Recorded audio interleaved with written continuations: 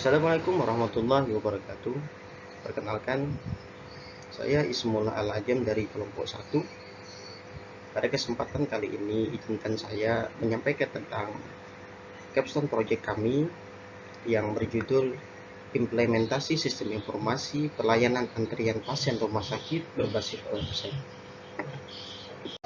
Sebelumnya, perkenalkan anggota kelompok kami. Di sini ada Abdul Aziz Putra Barokah, Daniel Arifin Wijaya, Ismullah Al-Ajam, saya sendiri, Muhammad Anwar Sanusi, dan Putri Hemas Oktaviani. Pada kesempatan ini, saya akan menjelaskan bagian bab 2. Mari kita lihat materinya sebagai berikut. Pada bab 2 ini, kita akan membahas tentang tinjauan pustaka yang menjadi landasan utama capstone project ini. Pertama-tama, mari kita bahas mengenai teori dasar antrian. Sederhananya, teori ini membantu kita memahami bagaimana antrian terbentuk dan bagaimana cara menganalisisnya. Contohnya, pasien yang datang ke rumah sakit akan membentuk antrian sebelum mendapatkan pelayanan. Dan setelah dilayani, mereka akan meninggalkan sistem. Nah, dalam sistem antrian, ada faktor yang penting, seperti tingkat kedatangan pasien dan kecepatan pelayanan. Faktor-faktor ini yang akan mempengaruhi efisiensi sistem antrian tersebut.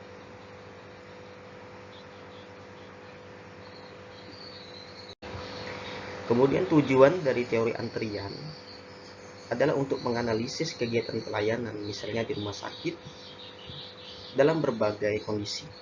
Ada dua hal penting yang perlu kita ukur dalam teori antrian. Pertama, berapa lama pasien harus menunggu dalam antrian.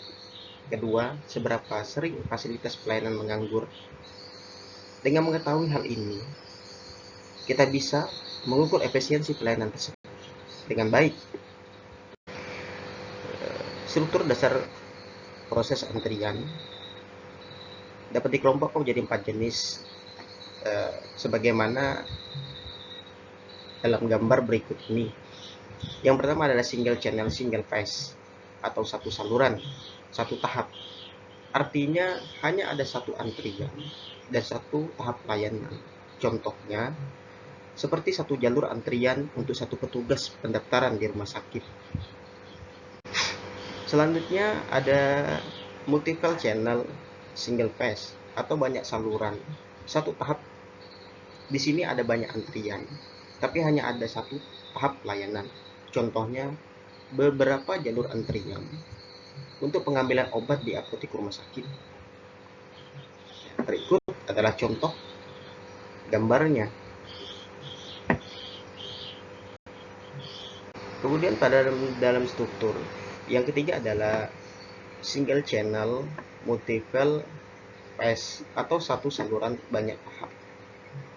Ini berarti ada satu antrian, tetapi pelayanannya dilakukan dalam beberapa tahap.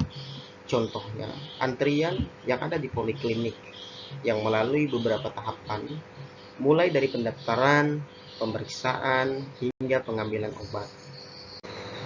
Terakhir, ada multiple channel, multiple phase, atau banyak saluran, banyak tahap.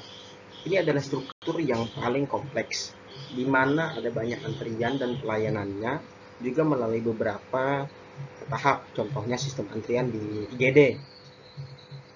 Baik, sekarang kita beralih kepada karakteristik sistem antrian. Mari kita lihat karakteristik sistem antrian. Sebagaimana pada gambar berikut, ada 3 komponen dasar di sini. Pertama, sumber kedatangan, yaitu asal pasien. Kedua, antrian, tempat pasien menunggu. Dan ketiga, fasilitas pelayanan, tempat pasien mendapatkan layanan. Setelah dilayani, pasien akan keluar dari sistem. Ketiga komponen ini saling berhubungan dan perlu diperhatikan agar sistem antrian berjalan dengan baik. Terdapat manfaat dari sistem informasi antrian. Dengan menerapkan sistem informasi antrian, kita bisa banyak mendapatkan manfaat. Misalnya, pasien tidak perlu menunggu terlalu lama karena bisa memantau nomor antrian. Mereka juga akan merasa lebih nyaman karena proses antrian lebih terorganisir.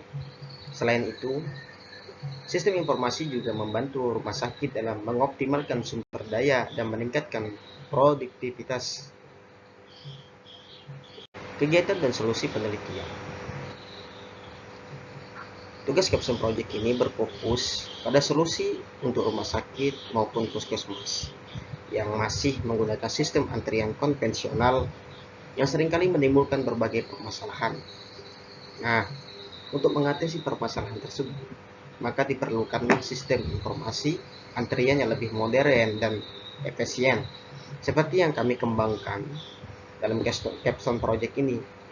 Dengan sistem informasi berbasis website, diharapkan pelayanan di rumah sakit menjadi lebih mudah diakses, lebih transparan, dan lebih memuaskan bagi pasien, sehingga berdampak pada citra daripada rumah sakit maupun puskesmas. Baik, demikian presentasi singkat dari saya. Semoga tidak terlalu membosankan. Terima kasih atas perhatiannya. Wassalamualaikum warahmatullahi wabarakatuh.